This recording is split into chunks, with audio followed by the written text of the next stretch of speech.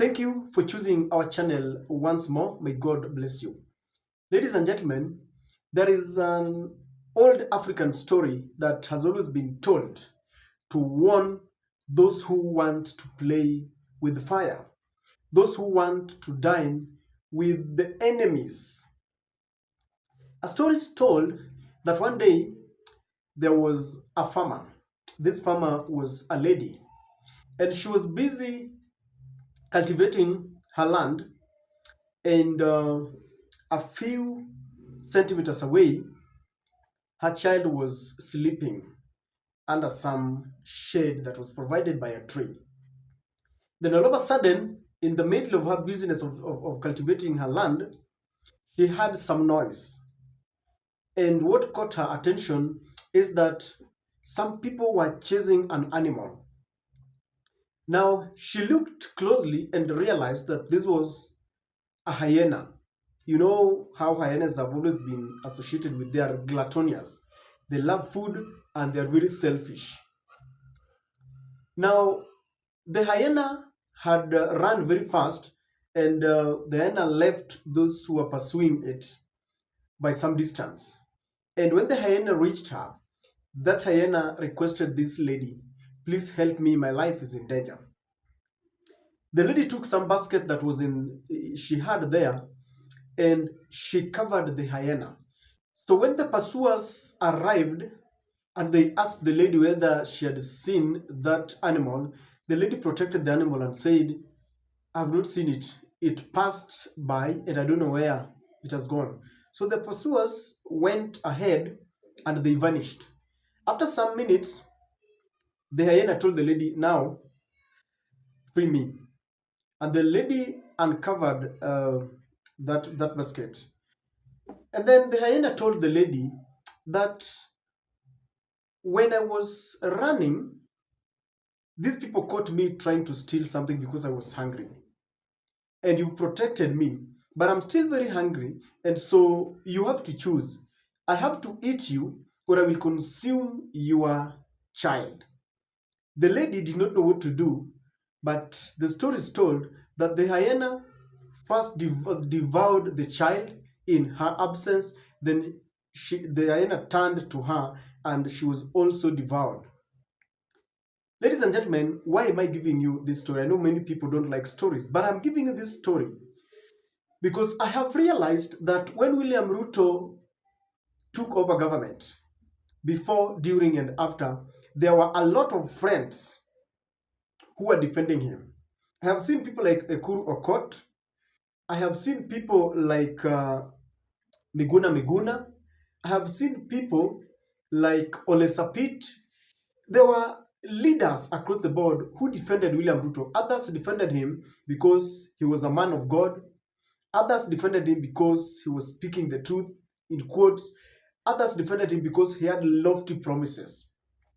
One of such people is Okuru. Okuru has ditched William Ruto. If you look at his Twitter handle, he is busy deconstructing William Ruto.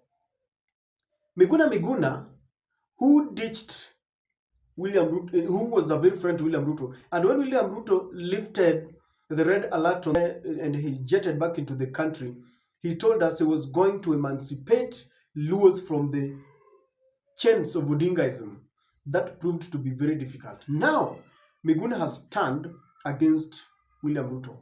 The person who has caught my attention is the president of the judiciary, Madam Martha Koome. Martha Koome, in light of what is going on in the country, where the police has butchered our children, the Gen Z, they have used excessive force, and William Ruto defended them that they did the best job. The only person or the only people that William Ruto is accusing and blaming those people who burnt City Hall and those who destroyed some part of Parliament. Madam Martha Koome is warning William Ruto, and she's saying that as the president of the judiciary and judges as a whole, they cannot sit back and watch Ruto presiding over a very brutal force of police who are hell-bent on killing people. And Koome is saying that under the rules of natural justice, even if you are caught in the act of a crime or atrocity, then you have to be apprehended for you to be charged. Because in that process, they could understand why you're doing this. Kindly listen to Madam Koome. Meanwhile, Chief Justice Martha Koome has condemned the police for using excessive force during the protests against the 2024 Finance Bill and the recent wave of abductions across the country.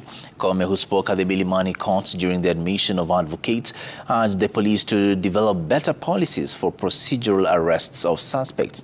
Koome emphasized that the law permits peaceful demonstrations, and she assured that justice will be served to all victims of police brutality. We cannot, for us, judges and judicial officers, envisage anybody taking law into their own hands and taking away a life. Life is precious.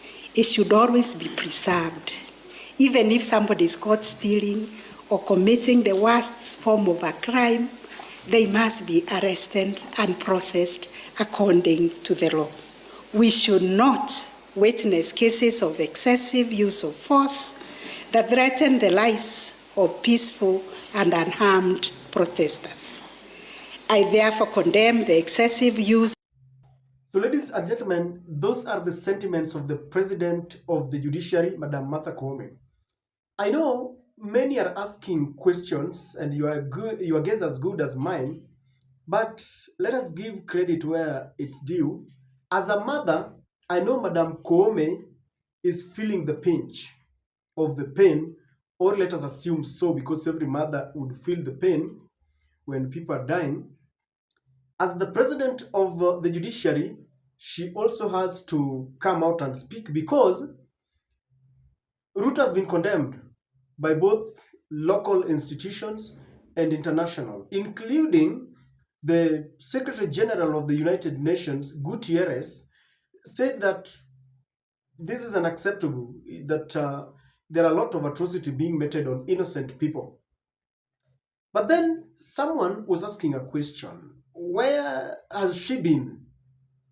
During the protests that were led by Azimio, people were killed, maimed, and butchered.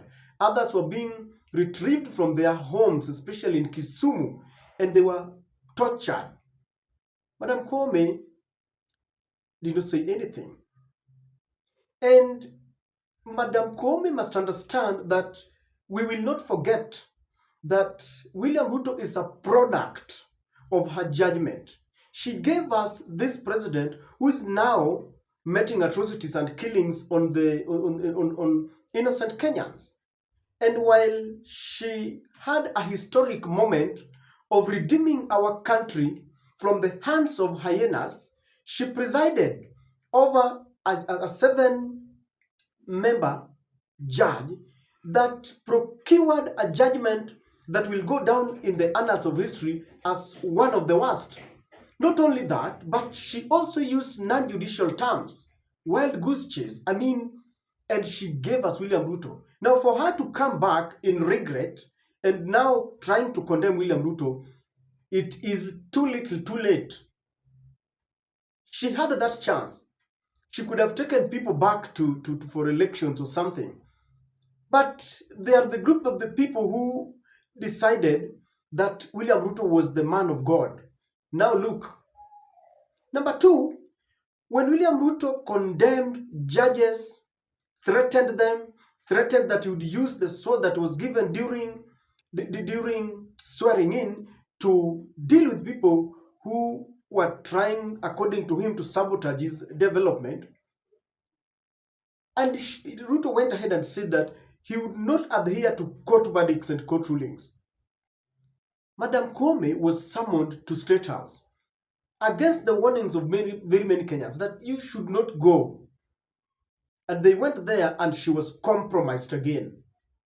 And Madam Koome is forgetting that the very powers that Ruto are given, the same people who have donated powers to William Ruto as the executive arm of the government are the very people who have donated powers to the judicial arm of the government. And so is Wetangula, the legislative arm of the government.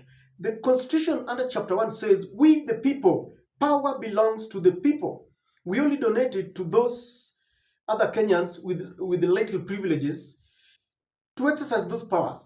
But Madam Koome does not want to exercise the independence of her office. She is being intimidated by the executive. And people are asking, what has changed?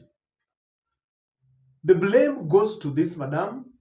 When people are killed, she also has a share of the blame. She has got stained hands with blood, together with Chebukati, together with Meg Whitman. All those people who presided, who connived to ensure that William Ruto became president, I don't think they should even turn around and tell us anything about William Ruto, but better late than never. They definitely are regretting. And I know Madam Koome is regretting. She has looked at this president and the way things are going. Taxes, atrocities, corruption, wastage. I mean, and she's wondering, what did I do? I know she can't come out and say it, but that is it. When you dine with the hyenas, they turned back. And now the hyenas have turned back. Those who are dining very closely with the hyena are now realizing that things are bad. Madam Koome is regretting, but she laid that bed. She must lie on it. When you prepare your bed, you must lie on it. As Kenyans are suffering, we are watching very closely at Madam Koome because she presided over judgment that gave us William Ruto. This is your president. You share the blame.